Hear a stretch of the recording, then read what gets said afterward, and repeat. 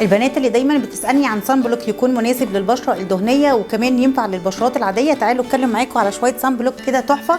اول نوع بتاع انفينسي، وطبعا انتوا عارفين شركه انفينسي قد ايه انا بحبها، ودايما بقول لكم ان انا بستخدم كمان السيروم بتاع فيتامين سي بتاعها. انفينسي عامله دلوقتي عرض بقى صن بلوك جل واحد وعليه واحد هديه. الصن بلوك ده تحفه وينفع لاصحاب البشره الدهنيه والمختلطه كمان، وعاوزه اقول لكم ان البشره بتتشربه في ثانيه. مش بس صن بلوك بتاع انفينسي كويس، في كمان صن بلوك بتاع بوبي حلو جدا وثمنه عامل 200 جنيه. بالنسبه للاس بي اف بتاعته اللي هي 50% يعتبر ثمنه كمان كويس جدا، والحجم بتاعه حلو وممكن يقضي معاكي الصيف، لان احنا يا دوبك بنحتاج على قد حته صغيره. في كمان الصن بلوك بتاع الديرماتيك، وهنا كمان لقيتهم عاملين عليه عرض كويس جدا عامل 160 جنيه. انا عارفه ان الديرماتيك سعره بره معدي ال 200 جنيه، والاس بي اف بتاعته برده 50%، وانا قلت لكم ان هنا في مصر احنا بنحتاج ان الاس بي اف بتاعتنا تكون 50%. مش بس كده، في كمان صن بلوك بتاع الالوفيرا بالصبار بتاع دكتور راشل. عاوزه اقول لكم ان في منه المضروب الاوريجينال، انا بتكلم على الاوريجينال ثمنه عامل 150 جنيه.